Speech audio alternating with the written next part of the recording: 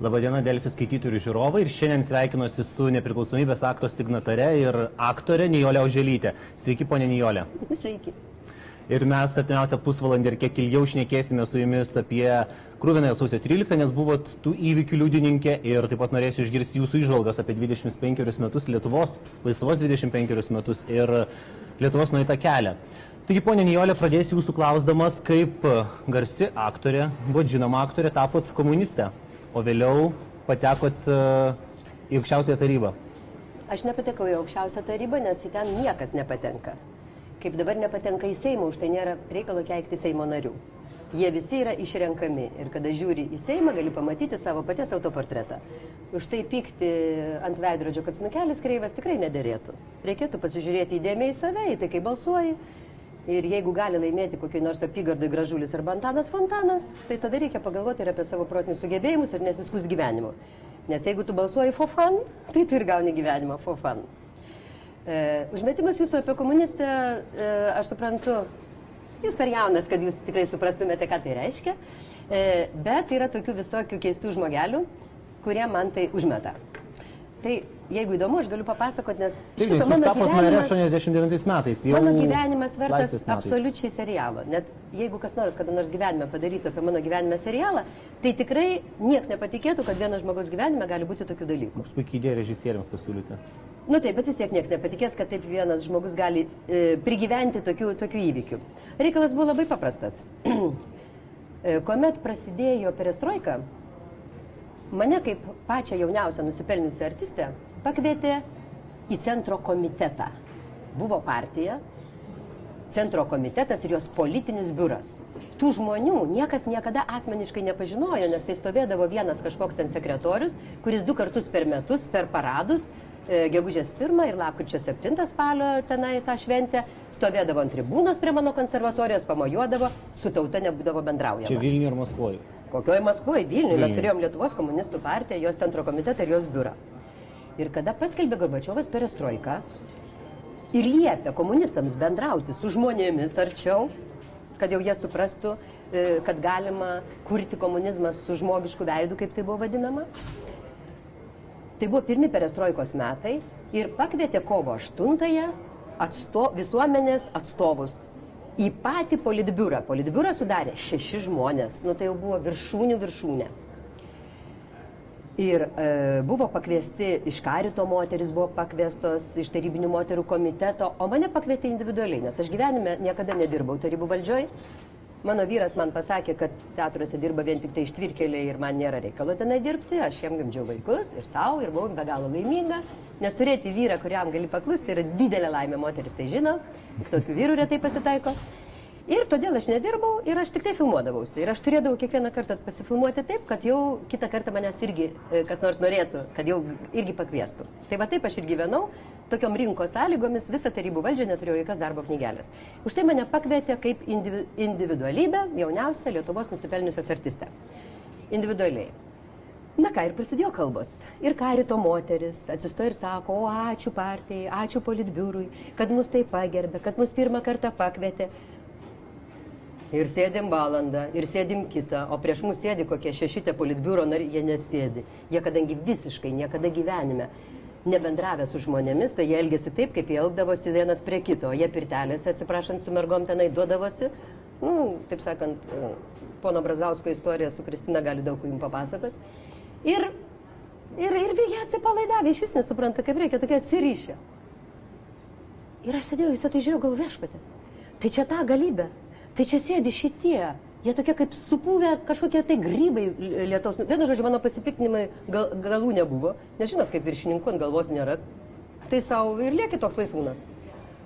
Na ir ką, ir kada atėjo mano eilė kalbėti, jinai buvo paskutinė, aš ir pasakiau, sakau, aš ilgai nekalbėsiu, nes tačiau jau kadangi daug laiko praėjo, bet žinot, sakau, jeigu jūs gerbtumėte moteris iš tikrųjų, kaip pasakojat, tai ir tarp jūsų pačių būtų nors viena moteris, net ten sėdėjo vieni dėdai, išplerę. Palauk, politbiure buvo vieni dėdai, ten nebuvo jokios moters, sakau, tai jeigu gerbtume, tai tarp jūsų būtų viena. Ir tada atsistojo, bet aš esu tikra, kad tai buvo Vinkus. Kažkodėl tai.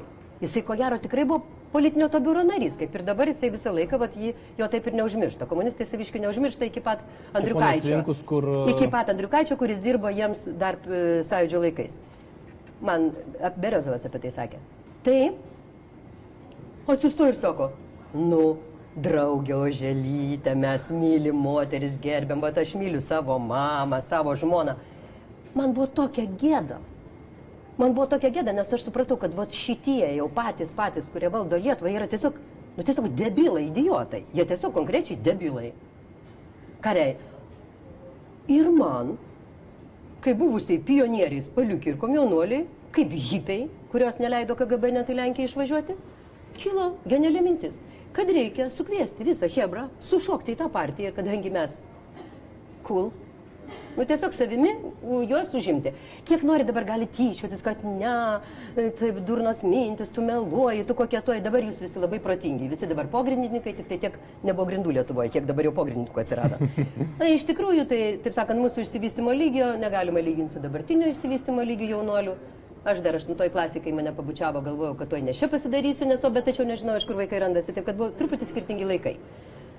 Ir aš apskambinau savo pažįstamus, aš netgi Stasiukui Kuzmai, visiems, kad Hebra, aš juos mačiau iš arti, jie debilai, varom ir mes čia padarysim tvarką. Tai pasiūlė draugams stoti komunistų partiją. Taip, ir savimi išplauti jos, tokia buvo mano idėja.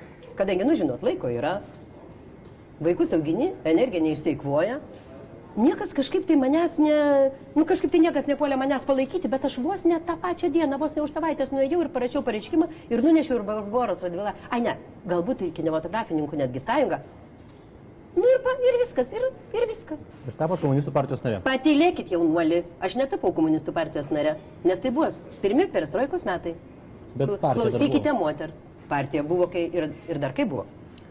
Ir toliau, nes čia aš nusiplaunu dabar prieš tautą savo biografijos dėmę. Nors nemanau, tai dėmė tai buvo didžiulė sėkmė, nes aš žinau tokių dalykų. Ir jeigu aš jau miniu Andriukaitį, kuris dirbo komunistam nuo sąjūdžio laikų, tai tik tai dėl to, kad aš buvau jų pačiose jų šerdyje, nes jiem reikėjo naujos fizionomijos reikėjo. Tiesiog, kad jie matytų pasikeitusi tipo partijos veidą. Ir ką, praėjo metai, praėjo kiti. Ir aš užmiršau, kad yra tas pareiškimas. Ir nieko to visuko nebeliko. Ir viskas. Ir jau man vienodai rodo tą visą partiją, aš turiu savo reikalų. Ir staiga, jau perestroikos visiškai pikas, vyksta kinematografininkų suvažiavimas garsusis Maskvoje, kuris, tikrai pervertė ten visą Tarybų sąjungą. Ten buvo pasakytos oficialiai drąsiausios kalbos. Aš buvau išrinkta delegatu į tą suvažiavimą, aš tas visas kalbas paklausiau. Ir Lietuvoje irgi suvažiavimas kinematografininkų. Sėdi visi partijos vadai, sėdi svečiai iš Maskvos ir aš išeinu ir sakau kažkokią kalbą į tribūną. Aš dabar neatsimenu, kokią kalbą aš sakiau, bet tie žmonės, kurie atsimena, jie man iki šiol pasako, kad tokios kalbos dar tada niekas nebuvo pasakęs. Aš tik atsimenu, kad pasakiau, kad man perestrajevаться nereikia, aš taip ir gyvenau, o jūs tas, su pavardėm, su visko, viskas. Po tos mano kalbos prieina prie manęs žmogus ir rusiškai klausia, o jūs mūsų partijos narė? Sakau, ne, manęs neima. Sako, gerai, prašau palikti telefoną, o čia buvo svečias iš Maskvos. Palikti telefoną, rytoj jis man skambina, sako, aš jūs kviečiu atvykti į Barboros Radvilaitės gatvę, sako, aš jums paaiškinsiu, kodėl jūsų neima. Aš atvykstu į Barboros Radvilaitės dabar socdemų būstinė, tada buvo komunistų, nes praktiškai tai yra tas pats. Sakalas su Andriukaičiu pridavė socdemų partiją komunistam tam, kad jie galėtų paslėpti savo pavadinimą ir save po to pavadinimu, po tą partiją. Ateinu tenai ir jis man rodo buvusio kinematografininkų komiteto pirmininko Brazaičio raštus, tokius parašytus.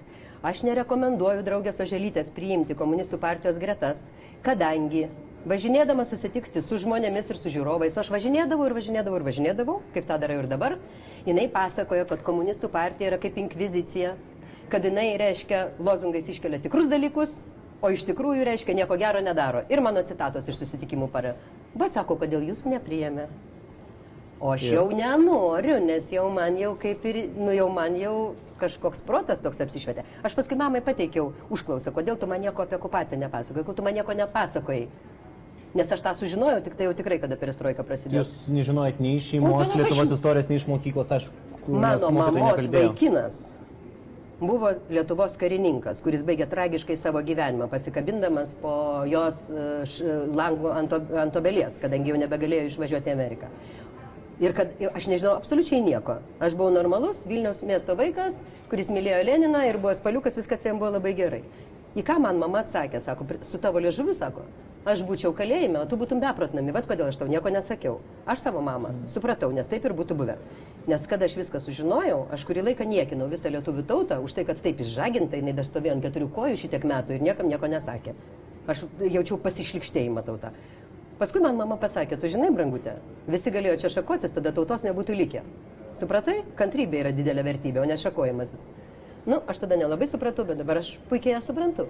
Nu ir va, ir kadangi jau buvo man nestipriai norėjosi tenai, tai vad sako, o jisai man ir sako, tai vad, aš sušaukiau senolių tarybą, kadangi jūs esat mūsų žmogus, aš supratau tą iš jūsų kalbos, mes pasirašėm jūsų prašymą, jūs jau ten. Va taip aš patekau į komunistų partiją. Bet tai buvo didelė sėkmė dėl ko? Dėl to, kad tada, kada jie fiktyviai skiriasi nuo Maskvos, o skiriasi fiktyviai, nes aš jau žinojau jų visas tas kalbas vidinės, reikėjo pademonstruoti, kad partija tampa lietuviška, o iš tikrųjų jį būtų vykdžiusi tą pačią Maskvos valią. Juk tai puikiai pademonstravo senojo Paleckio riksmas po balsavimo kovo 11, kada jis nešiojasi po salę ir rėkė, popierinė nepriklausomybė, šlamštas. Čia priėmus aktą. Priėmus aktą, jisai staugė taip, kad ir Maskva išgirstų, kad jie išprievartauti buvo balsuoti, o kaip buvo išprievartauti. Aš, kadangi jie mane kviesdavosi į pačius tos jų slapčiausius susirinkimus, ten jau tas būrelis, kuris spręsdavo, ir buvo pasakyta, kad balsavimas už nepriklausomybę tai yra Landsbergio provokacija. Nes vis tiek ateis rusai, ateis tankai, neliks tautos, tai neatsakomybė. Tai sakau, jeigu jūs nebalsuosit, sakau. Taigi jūs tauta užmėtis mėšlų net ne kiaušiniais. Argi jūs šito nesuprantat? Ir jie balsavo už nepriklausomybę, aš sakau, tą su pilna atsakomybė, išprievartauti. Ir už tai taip garsiai staugė Paleckis iš karto po posėdžio, kad popierinė nepriklausomybė. Aš sėdėjau šalia jo, už tai aš tą irgi liudiju. Staugė. Už tai, ką daro jo sūnelis, tai yra tiesiog reinkarnacija dar to seno Paleckio, kuris pasirašinėjo, taip sakant, ir žmonės į Sibirą vežė. Nu, tokia jau prakeikimas giminės. Ir už tai, suprantat, kaip yra. Šito, jeigu aš savo akim nebūčiau mačius, va savo akim mačius, ausim girdėjus, kada buvo provokacija per ministro pirmininko skirimą aukščiausioje taryboje, kada buvo Andriukaičiui, Sąjūdžio žmogui pavesta užduoti provokacinį klausimą Brazauskui, ar jisai sutinka būti premjeru. Kada niekas premjero skirimo dieną, Sąjūdžio klubas nubalsavo, kad bus Prunskienė. Kada Brazauskas nesutiko būti premjeru, nes jam buvo pasiūlyta iš karto po nepriklausomybės paskelbimo. Aš dalyvavau tame. Ir kada jisai rėkė, nebūsiu, čia vėl provokacija, nes ateis rusai, vėl nieko čia nepaliks. Mūsų partija nepasiduos provokacijom. Ir jis atsisakė. Po to praėjo 2 mėnesiai, jokie tankai neateina. Ir jis tiesiog pasikvietęs mane pasakė, aš sutinku, perduok jam. Aš važiuoju pas Landsbergį. Profesoriau, jisai sutinka. Landsbergis man sako, Nijolė, sako, aš nepėmu, mes vakar Sąjūdžio klube nubalsavome už tai, kad Prunskienė. Tai palaukit. Ir va, sako, vienintelis variantas. Tu, sako, gali pakviesti Brazauską į mano kabinetą aukščiausioje taryboje. Aš pakviesiu Prunskienę, jeigu jinai sutiks būti vicepremjerė, nes turėjom tokią poziciją. O jisai, mums sako, naudinga, kad jisai būtų, nes jie jau rinko parašus. Jie jau čia kelia vajų, kad be Brazausko ta Lietuva numirs, jisai su visais salų geria, su visom mergaitėm pasikabinti gali. Nu, vienu žodžiu, mūsų bakuras. Suprantat? Ir sako, mums naudingiau būtų nesutinti tautos, tegul jis būna to premjero. Ir jisai atvažiavo čia, atvažiavo Prunskienė ir po 5 minučių Prunskienė išliekė degančiom kaip, ne už ką gyvenime. Ir viskas. Ir už tai buvo nutarta. Ta patį vakarą, aš pirmą kartą tą sakau viešai, mane gali paduoti į teismą, aš neturiu dokumentų, bet aš ten buvau, aš girdėjau ir dalyvavau. Buvo surinkta siaura kopelė. Laikmenuose, tarp kitko, aš tą įrašiau, nes iš kiekvieno signataro, jeigu sako, turite kokių paslapčių, padarykit, mes išslaptinsim kada nors po jūsų mirties. Tas įrašyta. Jie surinko slaptą kopelę centro komitete, kur buvo Juršėnas, Brazauskas, Beriozovas, Minkevičius, tas, kur buvo KGB agentas, profesorius universiteto, po to išėjo. Nesimenu, ar buvo Paleckis, gal jo nebuvo. Ir buvo nutarta tai padaryti. Rytoj yra premjero skirimas. Reikia, kad kažkoks tai mūsų žmogus iškviestų Brazauską į tribūną, nes pagal reglamentą privalo patenkinti prašymą pakviesti į tribūną žmogų. Ir tada pasinaudojus to, kad jis jau tribūnoje, kitas mūsų žmogus, sako komunistai, turi užduoti jam klausimą. O gal jūs sutiktumėt būti premjeru? O vyksta tiesioginė transliacija, o žiūri visa Lietuva, o visa Lietuva įsiaudrinus. Ir tada sako, reiškia, Brazauskas, na taip, sutinku. Ir tada Landsbergis užspęstas į kampą, nes tai yra provokacija. Kaip jisai sutinka, visi nori, negali nepaskirti. Ir čia visas žaidimas peržaidimas. Aš sėdžiu, o aš ne Pavlikas Morozovas, aš suprantu, kas vyksta, bet aš net su tas, kuris gali dirbti šnipu, kuris gali išdavinėti bet ką. Ir aš tik tai sakau, tai o kas? Kas pakvies tą Brazauską į tribūną? Sako, nieko, tai yra Saulius Razma. Jisai pakvies, paprašysime jo. O sakau, tai kas klausimą užduos tą baisų provokacinį? Ai, nu, ten sako, ten būk ramiai, ten visiškai mūsų žmogus. Kitą dieną tą klausimą Brazauskui užduoda Vytenis Andriukaitis, tremtinio sūnus, sąjūdietis. Bet tai dar ne viskas. Aš tik noriu patikslinti. Po vieno mėnesio man skambina Rita Dapkutė, kuri buvo spaudos skyriaus vedėja. Ir sako, ponia Nijolė, yra klastojamas dokumentas, yra suklastota stenogramų knyga. Aš sakau, kaip? O, žinot, visi posėdžiai buvo stenografuojami ir mes, visi Seimo nariai, gaudom stenogramų knygas. Niekas jų nežiūrėdavo. Nu, ką tu ten žiūrėsi, kai viską tu čia pats dalyvavai? Sako, aš labai prašau atsiversti tą premjero skirimo posėdžio dieną. Aš jūsų prašau, sako, pažiūrėkit, kas yra, net aš to nežinojau, kas patvarkė šitaip. Aš atsiverčiu tą ir parašyta, kad klausimą Brazauskui uždavė Nikolajus Medvedevas. O jūs sužinomtų Andriukaitis. Palauk, nu ką reiškia, nu taigi visi matė televizorių, taigi ne idiotai žmonės gal. Aš nežinau, aš dalyvavau ir žmonės matė televizorių. Medvedevas. Aš einu pas Medvedevą, sakau, Nikolajau, kaip čia taip išeina? A, Nikolajus sako, tu ką, manęs tada Vilniuje nebuvo, aš buvau Maskvoje, ten tų deputatų suvažiavime. Bet taip daroma istorija yra feikas. Yra feikas. Nes tas, kas prieina, tas ją padaro. Kas prisidergia, tas paskui savo pėdas labai gražiai užšluosto. Aš sakau, aš neturiu dokumentų, aš pati dalyvavau. Tegul mane užteisė. Aš tą lygiai taip pat jums sakau. Kaip iki šiol tas dirigentas sausio 13 ir koordinatorius įvykių, švedas, komunistas švedas, kuris po to pasakė, kad jisai nieko nežino apie sausio 13 ir šventę su draugais gimtadienį. Česlovas Juršėnas buvo iškviestas į teismą liudininkų. Aš nežinau, kodėl jis nepasakė, kad jisai kalbėjo su švedu telefonu. Švedas sėdėjo centro komitete. Juršėnas jam skambino ir su juo kalbėjo. Aš išgirdau, kaip jisai skambina švedui. Aš išgirdau, su kuo jisai kalba ir kad jis baigė kalbėti, aš sakau, Česlovai, prašau duoti man telefono numerį. Nes jau buvo atėjusi žinia apie tai, kad nužudyta yra Loreta. Ir jūs turit suprasti vieną dalyką. Visa tai vyko kaip kokioj legendai, nes mes gyvenom tokį laikotarpį ramų, tą sovietinį. Mes kalbam apie sausio 13 naktį. Apie sausio 13 naktį. Toks ramus buvo laikotarpis, kad, kaip tai žudyti, taip nebūna. Taip negali būti. Ir kada atėjo ta žinia apie kraują, apie tą Loretą, ir aš čia stoviu, aš girdžiu, kaip jisai kalba. Ir sakau, prašau man duoti telefono numerį, kur jis yra. Česlovas sako, jis yra centro komitete. Duoda man tą numerį ir aš čia pat iš sekretariato, mes su Rasa Rastauskiene sėdėjom sekretariate. Ir aš jam skambinu ir jisai pakelia ragelį. Ir aš jam pasakau tai, ko negalima sakyti žmogui. Aš jam tiesiog, pasakau tą žodį. Kokį? Kad aš jį prakeikiu. Už tai, kad jis dirigavo... Taip negalima sakyti, nes tačiau šitaip negalima sakyti ne vienam žmogui, nes tai yra per stipru. Bet aš tiesiog pasakiau, kad vat tą dėmę kraują, kad jo vaikai matytų visą laiką jo tarpuokį. Taip aš jam pasakiau. Nereikiau, ramiai susikaupus pasakiau, nes tai buvo labai prakilni ir labai didelė akimirka. Visi žinojom, kad numirsim. Viso gero. Pone Nijolė, aš noriu patikslinti. Ir suprantat, kaip yra. Ir dabar jisai man pradėjo sakyti, kad Landsbergis jau skrenda į Maskvą, jis man pradėjo sakyti, kad jis man to atsiųs žmonės. O matot, kokią teisybę sakau, net šviesos krenta. Tai ir suprantat, jisai pradėjo sakyti, kad jisai man to atsiųs žmonės, kurie paaiškins, kad čia Landsbergis sudirigavo tą sausio 13 ir viską tą padarė. Ir tegul aš išeinu prie tam tikro ten įėjimo aukščiausioje tarybai, per minę jisai ten atsiųs man. Ir viskas, nusakau, aš padėjau ragelį. Bet aš žinau, kur jisai buvo. Česlovas žino, kur jisai buvo. Kodėl Česlovas neliudijo? Aš parašiau laišką į prokuratūrą. Tada aš irgi dar buvau, žinot, artistė. Aš visą laiką kompleksavau, kad aš esu artistė, o ne ekonomistė ir ne teisininkė ir sėdžiu tai aukščiausioje taryboje. Ir kokia iš manęs gali būti nauda? Ir aš parašiau tą laiškelį, kad mane pakviestų liudininkų. Niekas manęs, aišku, nepakvietė. Ir va, tai va. Bet jeigu aš nebūčiau komunistų partijoje, mano brangusis, viso šito aš nebūčiau žinojus. Ir dabar jūs turite suprasti vieną dalyką, ypač ne jums sakau, o žmonėm.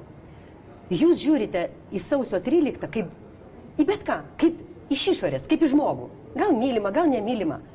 O mes žiūrime taip kaip chirurgai, mes matom, iš ko tas viskas sudėta, kada tu pjauni žmogų, tai tu matai žarnas, tu matai skylės, tu matai trombus.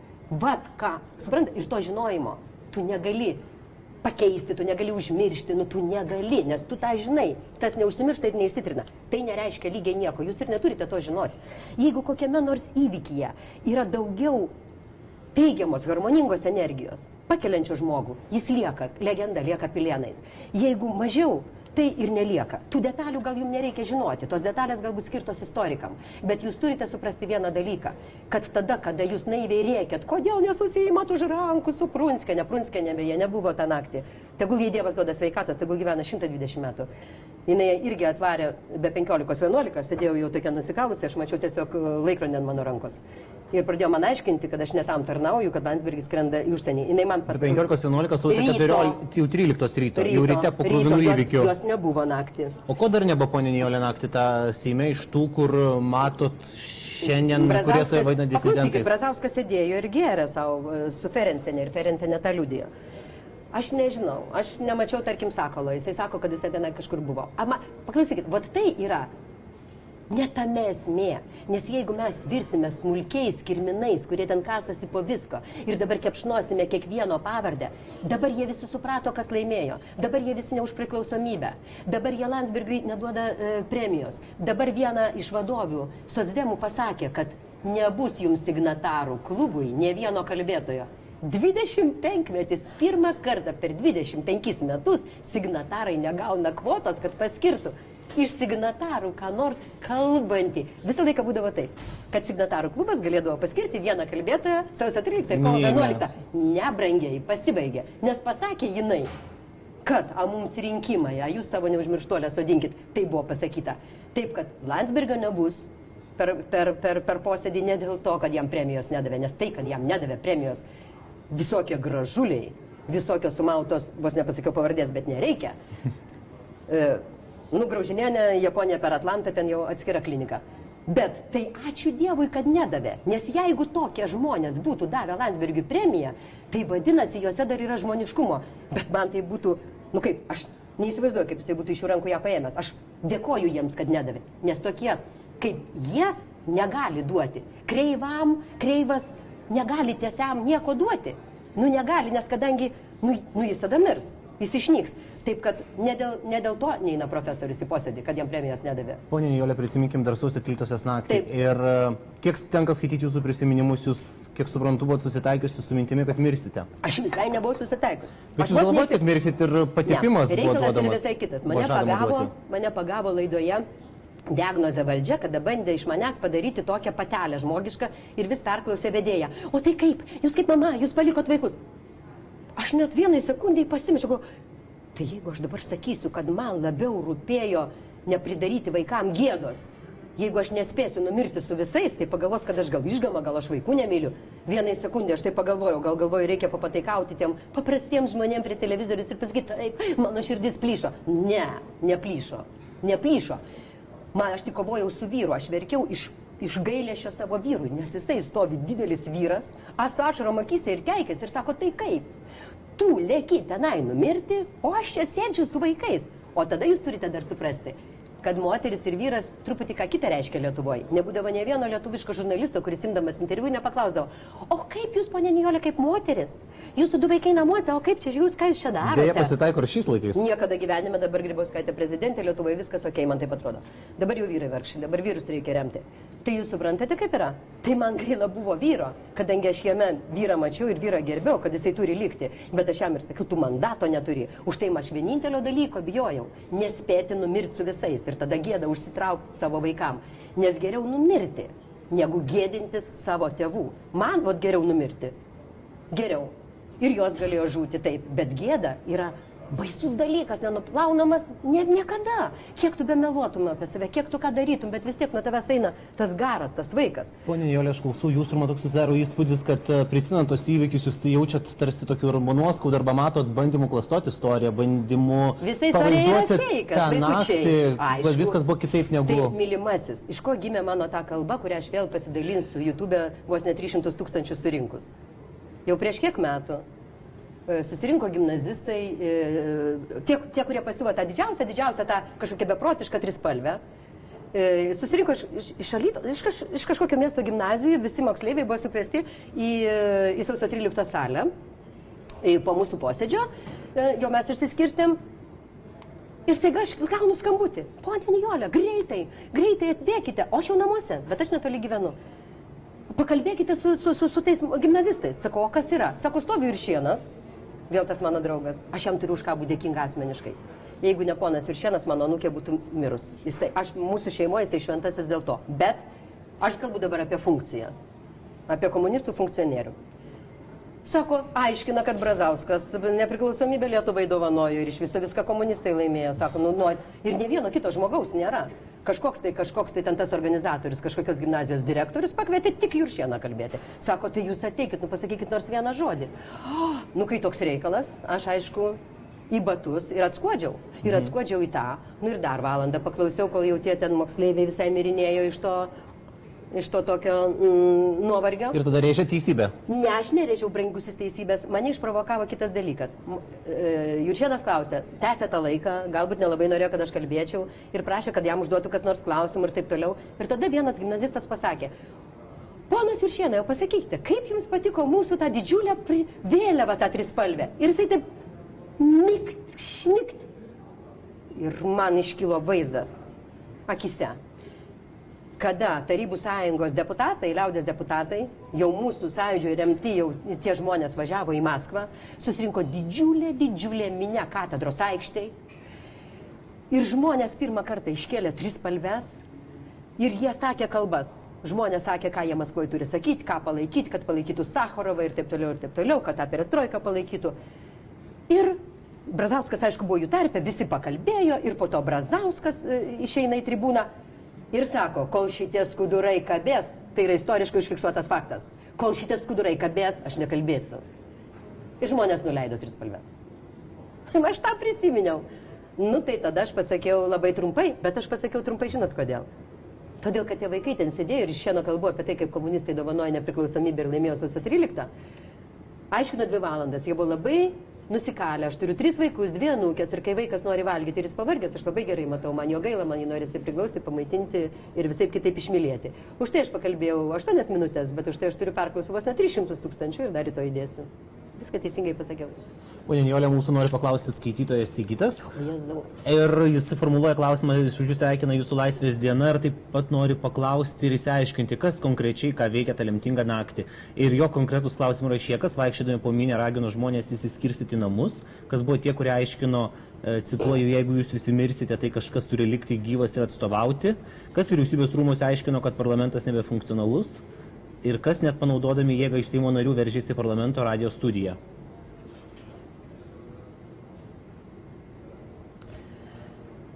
Pabandykime trumpai atsakyti. Aš suprantu, bet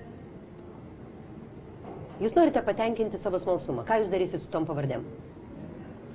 Jūs darysite ką? Jūs paduosite juos į teismą?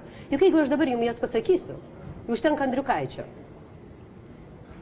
kuris po tam tikrų mūsų susistumdymų davė interviu, kad komunistė Oželytė, bet kaip ir jūs dabar, komunistė Oželytė, aš buvau komunistė, tarp kitko, 9 mėnesius, man atrodo. Dėl to aš jūsų klausiu, nes jūsų oficialioje biografijoje yra įrašyta. Mylimasis, todėl, kad aš niekada neslėpiau, aš jam ir parašiau, kad aš oficialioje biografijoje rašau, kad esu komunistas, o Andriukaitis dirbo jam neoficialiai visą laiką ir man tą sakė Medvedevas ir aš matau iš to, kaip jisai elgėsi. O aš išėjau, žinot kada? Kada jau buvo nepriklausomybė ir kada susirinko centro komitetas ir kada įtiesų kažkokio menininko klausimą. Jie tada prisėmė menininkų visokių tą centro komitetą. Man siūlė ir į biurą eiti, bet aš jau nejau. Tada akademikas Vilkas apsikabino ir sako, aš visada žinau, kad tu protinga, jie tik nemato tavo proto, galvoja, kad tu emocionali. Tai čia man komplimentas, labai mylėjau akademiką Vilką, labai. Tai, kad jis mane vertina, labai man svarbu. Tai ir tada, suprantat, kažkoks tai menininkas uždavė jam klausimą. Tai gerai, ponas koks ten prezidentas, Brazauskai. O kaip mūsų partija pasisakys? Ar už nepriklausomybę Lietuvo? Tai buvo 100-oji nepriklausomybės diena. Ar už nepriklausomybę visišką Lietuvos, nes dar tenai ėjo kalba apie dėrybas, toj Maskvai su tankais, ne? Ar ne? Suverenitetą sudėtyje. Tai Brazauskas pasakė, o mūsų partija patylės. ir pažiūrėsim, ko baigsis. Ir tai buvo viskas. Ir aš atėjau ir pasakiau profesoriau, aišku, labai naudinga žinot, kas pas juos darosi, bet šitoje vietoje mano nekaltybė ne tokio akto nepakelia. Ir aš parašiau pareiškimą ir aš tą dieną išėjau. Taip kad... Iš komunistų partijos. Nu taip, nu jau šitokio pasakymo, nu viso gero pasibaigė, viskas. Nors aš sakau, tai, ką aš nesužinojau, tai yra neįkainuojama, tai yra naudinga, tai yra iš pirmų lūpų, o ne kažkieno tai pletkai. Tai va, tai čia, o ko mes tada baigiam? Ar buvo tokių, kurie vaikščiojo? Palaukit, kas buvo vyriausybėje, tai va ir pagalvokite, kas, aš sakau, ir aš pavardžių šitų, ir po to buvau nešia, nes aš ir sausio 13 pasirodo buvau nešia, o po to aš buvau visiškai nešia. Bet jūs dar nežinojot, kad laukitės? Ne, tada, kada, suprantat, nebuvo jokios informacijos. Ir toksai Nevzorovas, toksai provokatorius ir KGBistas, toks baisus žmogus, kuris dirbo tenai rusų oligarcham, dabar yra jo visi pokalbiai tie slapti publikuoti. Jisai sukūrė filmą, kuris vadinasi Mūsiškiai našai. Ir aš dirbau užsienio reikalų komitete, kadangi esu išvertusi Jesus Christ Superstar, hipiaudama, tai žinojau 3 žodžius angliškai, biški daugiau. Tai ir visi, ką žinojo, dirbau užsienio reikalų komitete ir mano atsakomybės sfera buvo Skandinavijos šalis, ypač Norvegija. Tenai buvo susidariusi, labai mums daug padėjusi, ypač su NATO, tokia reiškia pagalbos Baltijos šalims grupė ir jos prezidentas tiesiog sausio 13 paskambino. Yra knyga, tarp kitko, jisai parašė Lietuvą, aš noriu numirti gražiai. Ir ten tą viską aprašė, kad vienu žodžiu, palauk, ką mes čia dabar? Nusimušiau už to. Mes kalbėjom, kas vyko tą naktį ir prie parlamento, kas vaikščiojo. Ne, tai svarbiausia, kas vyko vyriausybėje, suprantate? Ir kad vienu žodžiu buvo suokalbis ir tarp saviškių, kad praktiškai liaudis pasipiktinasi visus išmes, tada atsiras žmogus, kuris jau vyriausybėje buvęs, jau pasitikėjimą turi ir simpatijas turi, jisai perima valstybės vairą, premjeras dingsta Šimėnas nežinia kur ir viskas būna taip, kaip ir turi būti. Buvo toks planas. Taip, ir tas Nevzorovas sukūrė filmą našą iš anksto prieš įvykius, kadangi viskas buvo planuota, čia viskas nebuvo netyčia.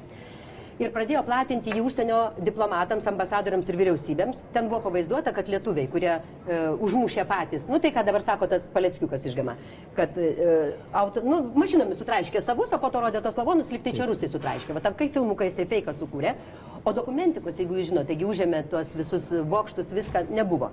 Ir tada Landsbergis pasiuntė mane važiuoti be bilieto, be dokumento, iš viso be nieko į Norvegiją. Ir duoti, reiškia pateikti, pirmiausia pakalbėti apie tą filmą našai ir po to pateikti dokumentinius kadrus, kuriuos čia filmavo latviai, kuriuos mūsų filmavo. Ir mane, taip sakant, Rygoje mane iš karto išvedo ambasadą, man švedo ambasadorius, aš turėjau pasą į rusišką, į pasą, spaudė įspaudą ir davė biletą iki Stokholmo. Stokholmo oro uoste mane sutiko Norvegijos ambasadorius, davė štampą, vizą ir biletą į Oslo ir aš nuskridau į Oslo ir tenai, bet mums dar reikės vienos Delfi konferencijos, kad aš jums papasakočiau, kas įvyko tenai, nes taip gyvenime nebūna. O gal trumpai pavyktų ir dabar, keliomis minutėmis? Bet jūs nepatikėsite, bet tas yra aprašyta knygoje Lietuvą aš noriu numirti gražiai. Tai va, aš tenai nuvažiuoju su ta visa medžiaga, mane sutinka tas Baltų grupės prezidentas ir sako, tu žinai, reiškia, visi antri sekretoriai Rusų ambasadose visada būdavo KGBistai. Ir būtent antras sekretorius, kurio pavardė Kukuškinas, kviečia visus žmonės, reiškia, politikus, žiūrėti to filmo ir pasiklausyti tikrų įvykių Lietuvoje. Bet sako, aš jam pasakiau, kad šį vakarą mes renkame su konservatoriais mano bute. Ir jisai taip panoro, nes jis renka informaciją. Sako, ašgi šitą žinau. Ir jis panoro dalyvauti, pasiprašė, nors pagal reglamentą rusų diplomatam negalima eiti privačius butus. Tai sako, aš jį pasikviečiau, sako, ar tu sutinki susitikti su juo? Sakau, tai man tai ką? Nusuksim jam sprandą, viskas tvarkoja.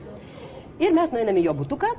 Ateina tas Kukuškinas ir mes pažindiname, su šampanu, mes pažindinamės tarp durį ir tas ponas Ingvald Godal, jisai yra apdovanotas už sausio 13 įvykius už viską, jisai, reiškia, sako, čia konservatorė, bet iš Lietuvos. Tas pasijuntas pastuose ir pradedam, atsisėdam ir pradedam mes vienas ant kito garsiai kalbėti rusiškai. Iš pradžių jisai bando dar angliškai paaiškinti, kad, reiškia, Rusija, mes prieš tai rusiškai dar papasakojom vienas kitam daugą, po to jisai sako, žinot, visa tarybų liaudis jaučia Pabaltijos šalis kaip savo ranką. Ir kada jie kapoja pirštus, tai tarybiniai liaudžiai skauda ir jinai niekada neleis to padaryti, nes jinai nukraujuos. Tada aš ir sakau, aš buvau aktorė, aš Tarybų sąjungos teritorijoje filmavausi labai daug kartų. Jūsų rusai neskiria, kur yra Ryga, kur Vilnius, kur Lietuva. Jie netgi klausia manęs, kokia pas mus valiuta. Jie iš vis nesupranta, kas mes esam. Jūsų rusai. Ir staiga stop kadras. Jisai mane žiūri ilgai. Ir sako, o ar tu taip pat bijai mirti kaip jaunystėj? O kaip tavo santykiai su mama? Ar tu supratai, kodėl jie tokie? Tokių porą intimių man uždavė klausimų, kurio aš pati savo, suprant, aš esu labai nedraugiškas žmogus ir aš niekam savo intimų dalykų nepasakoju. Atrodo, kad labai toks draugiškas. Iš tikrųjų, aš esu vienuolis. Aš nesupratau, kas darosi. Ir jis staiga man sako, o tu atsimeni? Prieš 25 metus Maskvoje 2 studentai iš Lietuvos, o mes, kadangi buvom teatrinio studentai, mes galėjome visus Tarybų Sąjungos teatrus vaikščioti nemokamai. Ir kadangi tada Maskvoje buvo Taganka, Visockis, ten buvo fantastiški dalykai, mes per atostogas nuvarydavom ir kur patekdavom, ten sėdėdavom, aišku, ten ant tų grindų, ant laiptų, bet mus įleisdavo. Tai sako, ir atsimeni, reiškia, teatras Smoktunovskio, Car Fiodor Jovanovič, eina 2 studentai iš Lietuvos, tavo draugas pateko, Saulius Kizas, va, jis viską gali paliudyti, o tu nepatekai. Ir po to, sako, mes visas 6 valandas, kol... Ir aš nepatekau, sako, ir visas 6 valandas, kol vyko spektaklis, mes vaikščiojom po Maskvą ir tu man pasakojai tiek, kad aš po to viską susirašiau, aš 5 metus nieko įsimylėti negalėjau, nes aš nieko tokio pratingo neradau. Aš atsiminiau. Aš atsiminiau tą naktį, taip. Ir prasidėjo kita kalba. Ir tada jisai sako, bet sako, tu gali įsivaizduoti mano padėtį, sako. Man atsiunčia tą feiką. Aš turiu jį pateikti. Jeigu aš sakysiu, kad aš to nepateiksiu, jis dirba KGB.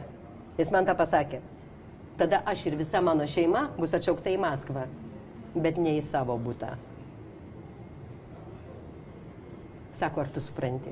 Jūs supratote, kokia situacija jisai buvo ir kad... Aš dabar suprantu, tada vienu žodžiu, išgėrė jie tą šampaną, mes prakalbėjom visą naktį, jis pripasakojo daugybę dalykų, mūsų Godalas sėdėjo ir verkė, nes ten toj nuobodžioj Norvegijoj, sako, aš verkiu, aš galvoju, kad jis toks sukrestas, sako, aš verkiu iš pavydo, pas jūs vyksta gyvenimas, pas jūs vyksta drama, taip nebūna net kine, o mes čia sėdim ir diskutuojam, ar 0,05% pakelti mokestį ar nepakelti mokestį.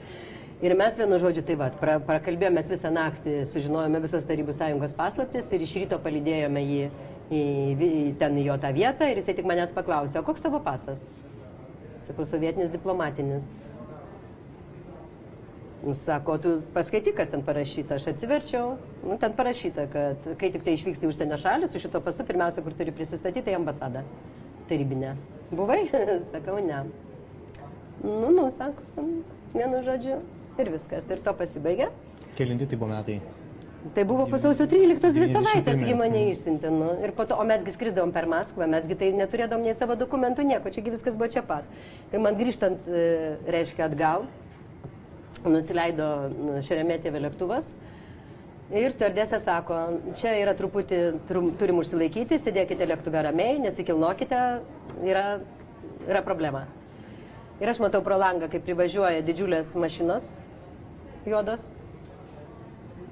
Ateina labai aukštas karininkas su kažkokia papacha ir sako per visą saloną, tavariščio Želytė na bartu. Aš supratau, kad mano svajonės būti Zoja Kosmodemjanska ir numirti už tėvynę vis tiek, vis tiek išsipildys. Nes aš vaikystėje svajojau nebūti namų šeimininkė, ne dyti kojinių, ne virti barščio, būti didvyriu. Aš taip svajojau. O kaip svajojau, taip ir įvyko. Ir sakau, na bartų, tai ką čia aš visus užlaikysiu. Aš išėjau, sako, pažalujte za mnoj, eikite paskui mane, aš nuėjau, paskui jį. Jis mane nuvedė į VIP salę. Jis mane pavaišino kažkokiais beprotiškais pietumis, sakė, apie bagažą nesirūpinkit, bagažą aš neturėjau. Pasakė, aš to vam privet at tavariščio Kukuškina ir su limuzinu, kuris buvo Čaika, nuvežė mane į Bykovo uostą, iš kurio mane nuskraidino į Vilnių. Turbūt jūs galvoja, kad jūs jau su jums? Ne, paklausytum, tai aišku, o čia buvo paslėdinį privet at Kukuškina, kuris mane mylėjo visą gyvenimą. Tai kaip galima tokį, ar jūs, tai čia tai, ką aš jums papasakojau, tai čia yra nulis dar su to, kas iš viso buvo. Turiu dar vieną klausytoją žiūrovą Delfi Ne, dar klausimą. norėčiau atsakyti į tą klausimą, ar buvo žmonių, kurie ragino Ar buvo skirstyti. žmonių? Aš buvau tas žmogus, nes profesorius pasakė taip. Dabar sako taip, moteris, klausykite, o vis tiek moteris buvo, seksistinis buvo dar tada tautos požiūris. Sako dabar taip, prašau, ten masė moterų su mažais vaikais. Eina tankai tikrai pareis nuo bokšto. Ir tikrai čia traiškis, ir tikrai bus blogai. Skubiai varote į aikštę ir skubiai prašote mano vardu, kad žmonės, tie, kurie turi, kad eitų namo. Iš pradžių jūs mum liepė eiti namo, kad moteris eikit, jūs turit vaikų. Tada pasakėm, profesoriau, mylim, gerbėm, bet jau nebe jūsų tamsta reikalas, nes numirti iš tėvynę ne tik jūs turite teisę. Ir tada išėjome į aikštę ir aš pati ėjau ir vienai kitai moteriai pasakiau, ir po to stovi tokia jauna moteris, aš net žinau vietą, kur jinai stovi. Smergytė mažytė ant rankų. Ir aš jai taip tokiu rimtu veidu, žinote, čia Seimo narė. Sakau, nors niekada nesugi pasipūtus. Sakau, aš labai jūsų prašau, profesorius perdavė, kad jūs turite likti gyvi ir taip. Paklausyk, sako, to želytę. Sako, tau tikrai atrodo, kad Lietuva tavo daugiau negu mano? Ir sako, varyk būk savo vietoj, o aš esu savo vietoj. Aš sakau, aš tą prisiminsiu visą gyvenimą. Jinai mane taip, aš iš tos vietos niekada ir neišėjau. Aš žinau, kad visų Lietuva, netgi tų, kurie dabar balsuoja už kriminalinių nusikaltėlių Uspaskį, jie tai daro ne iš blogos valios, jie tiesiog, kuklaus suvokimo piliečiai. Visų yra Lietuva. Taip buvo tokių žmonių, bet žmonės neišėjo. Kas rovėsi į tą radiją, aš nežinau, nes apie radiją aš negalvojau. Ir ten dar kažkoks tai klausimas buvo. Ką darė Prunskienė tą naktį, klausimas. Jos nebuvo nei namuose, nei čia. Tai ką jinai darė, čia jos reikalas. Gal čia jinai norėjo perimti tą valdžią. Turim dar vieną klausimą. Ar jums neskaudu, kai žmonės iš kitos barikadų pusės šiandien demonstratyviai sako, mes, mūsų pergalė sausio 13 ir tai mini konkrečių žmogus. Žinot, kada pasibaigė, palauk, žinai, kada pasibaigė mūsų skausmas? Mano skausmas. Kada mes priėmėm pirmus įstatymus apie kariuomenę, kad reikia turėti kariuomenę, Brazauskas garsiai žvengdamas vaikščiojo po aukščiausią tarybą, reikia, su kuo kariausit, su kuo ir prieš ką, nes tai atrodė neįtikėtina. O paskui, kadangi tie, kurie dirba su komunistais, bet buvo sąjūdiečiai, suardė mūsų daugumą ir mes jos neturėjom, o dabar sėdi televizoriui kažkoks tas, kas geresnio premjerė ir toliau suka žmonėms smegenį savo nesąmonėm. Taip, tai buvo Kauno arbatos klubas. Ir, suprantat, jie suardė, jie išėjo. Buvo priešlaikiniai rinkimai. Žinot kodėl? To, kad mes neturėjom daugumos, mes neturėjom pasirinkimo. Ir laimi komunistai. Ir tas, kuris niekino ir visą laiką vulgariai juokėsi iš mūsų noro turėti kariuomenę. Aš matau televizorių, dar tada žiūrėjau, dabar ne. Aikštėj, trispalvė vėliava ir pirmas Lietuvos karininkas ant kelio priklaupęs ir Brazauskas su kardu rankoje jam ant peties. Anekdotas, gyvenimo ironija. Tie, kurie rėkia prieš NATO, tie, kurie rėkia prieš Europos Sąjungą, tie, kurie rėkia prieš Litą. Mes viską paruošėm. Jiem viskas nukrito ant galvos. Man negaila, nes jie tokie sumauti ir tiek tamsybės jų protė. Tegul jie lieka, man svarbu, kad Lietuva negalvotų, kad jinai durnių tauta. Tegul jie taip nusipudruoja, tegul, nes jiem labai reikia, suprantat, jie jaučia savo juodumą, tai jie ant savęs ir traukia. Todėl ir sako, taigi tiesiai šviesiai pasakė, jūs sodinkite savo neužmirštuolės su visu to savo Landsbergiu, va dabar 25 metis, o mums rinkimai ir mūsų Butkevičių. Gerą tokį vyrą turėti, blemba, kur padedi ten randi. Turbūt namuose. Taip va, mums jiem reikia rinkimus laimėti ir viskas. Pone Nijolė, kaip vertinate iš jūsų dabartinę Lietuvos situaciją, dabartinės problemas? Žmonės skundžiasi dėl ekonominių problemų, dėl emigracijos didelės ir... Aš užduodu, palauk. Emigracija, jaunimo ypač emigracija, yra vienintelis būdas pagreitintų būdų pakeisti mentalitetą. Nes kada tu išvažiuoji į kitą šalį, aišku, jeigu tu nebomžas, nebandytas ir nevagis, jeigu tu normalus žmogus, kuris studijuoja arba dar ką nors daro, tu puikiai supranti, kad gyventi dorai ir padoriai yra malonu, yra gera ir tavęs jau niekas neperdarys. Iš kitos pusės, tavyje prabunda savimylė ir savigarba ir tu jokiam šmikiui, jokiam gražuliui, kuris rėkia, reiškia, kuris sėdi tenai ir gauna tą didžiulę algą vien dėl to, kad jisai rėkia apie homoseksualus. O aš jo tikroji pakraipa man, kažkaip tai irgi tokia, nevyriškas vaikinas. Gal čia jau toks dylas, žinot. Nors aš nieko neturiu prieš homoseksualus, tegu jiems sekasi. Bet toksai, Tai suprantat, neleis, kad tokie, koks save gerbintis žmogus leis, kad toks sėdėtų Seime. Taigi taip nebus. Už tai grįžtė žmonės, viskas tvarkoja, mes kadangi tokiam tvarte augom ir mes jau tarybiniai žmonės, jūsų tėvai ir seneliai, tokie mes ir liksim ir išmirsim, aš savyje daug sovietizmo jaučiu, jums reikia paragauti tikros laisvės. Kaip tai atrodo? Nes kiek jums be pasakotų apie tai, kad cukrus saldus, tie seneliai, kurie neragavo, tai yra laisvės. Nieko jūs nesuprasit, varykit ir paragaukit. O tiem žmonėm, kurie skundžiasi, kad gyvenimas blogas, aš prašau atsakyti vieną klausimą. Prašau paminėti man nors vieną Lietuvos valstybės gyvenimo laikotarpį, per visą, kiek jūs jį žinot, kada lietuvių tauta gyveno geriau. Pasakykit, aš jums atiduosiu visą savo signatarų rentą, kurios man daug kas pavydinė, sako, reikiamų laiku atsidūrė reikiamai vietai. Tai reikia ir jums atsidurti, blemba, ir dabar gyventumėt ir gautumėt ir būtų viskas gerai. Suprantat, niekada gyvenime lietuviai negyveno geriau. Ir netgi tada, kada mes randame išmestus į konteinerį gyvus šuniukus. Ir sakom, kur tas į pasaulis reikia mano Facebookas. Paklausykit, jūsų tėvam buvo visai normalu. Ką tik gimusius šuniukus ir kačiukus sudėti maišą ir skandinti. Ir neapsimeskit, kad jūs to nežinot. O kad pastebėtų gyvybę, kažkokius sumautus šuniukus ir kad imtų, ir kad pinigus, to nebuvo gyvenime. Niekada gyvenime Lietuva negyveno taip gerai, nežiūrint į kriminalinę valdžią. Bet, ponė signatarė, pas mus ne tik šuniukus išmeta, bet ir vaikučius į šulinį. Tai kaip aiškinat tos problemas, nes dažnai sakoma, kad čia sovietmečių žmonės prasigėrė, todėl taip yra blogai, todėl taip geria kaimas. Dabar paklausykite apie sovietmetį. Sovietmetį žmonės sėdėjo kalėjime, taip? Pirmiausia, apie tai, kas vykdavo iš tikrųjų, tu negaudavo informacijos. Iš kitos pusės, tu buvai kaip gyvulys tvarte. Nes jeigu tas gyvenimas būtų buvęs kokybiškas, tai jeigu tas tvartas būtų išgriuvęs to kalėjimo sienos, visi ir liktų tokie kokybiški. O iš tikrųjų buvo, vos nepasakiau žodžio išdulkinti, bet jis negražus. Iš tikrųjų, taip, bet aš nemėgstu tokių vulgarių pasakių. Buvo išprievartauti žmonės išžaginti per protą, per supratimą, per iniciatyvą. Ar suprantat? Tie organai pažeisti, protas pažeistas, suvokimas pažeistas. Ir už tai jie į tą laisvę išėjo. Kaip gyvūnai, kurie nežino, ką. Ir man pačiai buvo baisu, o ką veikti? Gerai jums kalbėti, reiškia, tenai verslas dar, nedarėm niekada. Aš būdavau, vos tik pasakai kažkokį tai žodį kitokį negu visa klasė, tai tau tėvus iškviečia, tai tau grasina, kad tave iš mokyklos išmes. Tai tavęs į Lenkiją neišleidžia už tai, kad tu tenai Jesus Christ niuniuoji. Tai yra absurdas. Mes išėjom iš tenai nugenėti invalidai. Ir va tikra mūsų kokybė pasireiškė tuo, kokie mes esam dabar.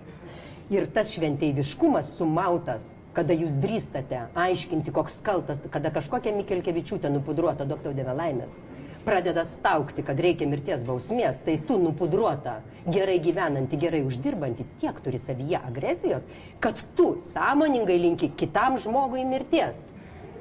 O tu pagalvoji, kas buvo su tuo žmogum daroma, kad aš lankiau kalėjimus, aš pirmą kartą supratau, kada kalbi su žmogum, kuris supjaustė 4 žmonės gabalais dėl to, kad jis ten norėjo išgerti. Ir tu paklausai jo biografiją. Čia nepasiteisinimas, tai yra supratimas. Jisai gimė degradų šeimoje.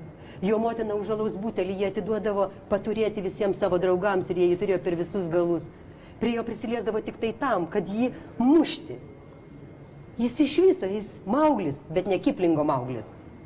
Nes tikras žmogus į džiunglės patalpintas išauga gyvuliu. Ir kada jis augo tokio aplinkoj, jis nėra kaltas, kaip nekalti dabar pabėgėliai, kurie tūkstantmečiais, šimtmečiais gyvena savo šalyse, kur žmogus yra niekas, žmogaus gyvybė niekas, moteris yra šiukšlė, kur galima už pavoktą daiktą žmogui nukirsti ranką ir dabar, kur jeigu ištekėjusią moterį išprievartauja kas nors, tai ištekėjusią moterį užmėto akmenimis už neištikimybę, ne dėl to, kad jie blogi, jiems taip yra. Tai čia tas niekšas, kuris prisikviečia va tokio supratimo žmonių, lapių į vištidę. Dėl to, kad jis geras, pagailėkim lapių, eik laputė į vištidę. Lapiai veikia instinktas, jinai daro tai, ką jinai daro. Vištos, nuogos, wow! Bet tai ne lapės atsakomybė, tai yra jos prigimtis. Kaip galima ant jų pykti ir kaip galima neužjaust. Kaip galima neužjaust šito keisto gyvūno žmogaus kūne, kuris sumetė vaikus, matyt, jie rėkė ir jį dirgino. Kada tiek agresijos yra išpudruotų žmonių tarpe, jūs sąmoningai norit jo mirties, o jisai sąmonės neturi, jis veikia kaip gyvulys, jį dirgina, jis neblogas, jis neišsivystęs. Kada šitą supranti, tada pranyksta ta durni emociniai draiskalai ir tada galvoji, o ką daryti? O ką daryti, kad kiekvienas žmogus, kuris išgirdęs terrorizuojamo vaiko klyksmą, suprastų, ten auga tavo anūkų ir tavo vaikų žudikas, nes iš terrorizuojamo vaiko išaugs žudikas. Jis nužudys tavo vaikus, jis išžagins tavo vaikus. Tu dabar apsimesi, kad tu negirdi, tavo vaikas negrįš namo. Ir tu būsi kaltas, nes jį nužudė tas, kuris buvo auginamas kaip gyvulys. Taip, kad čia yra mūsų bendros kokybės reikalas, to nei daugiau, nei mažiau, tai mūsų kokybė. Bet nespjaudyti reikia į ją ir negeisti kitam mirties. Reikia pažiūrėti į veidrodį ir pažiūrėti į save. Ir kokios gerai gyvenančių žmonių mintis ir kokie palinkėjimai. Nesvarbu, kad ponia Mikelkevičiūtė nenuėjo ir nieko nenužudė. Mintise jinai nužudė. Įdomu, kam jinai būtų pavedus vykdyti tą dalyką. Kas turėtų teptis tuo?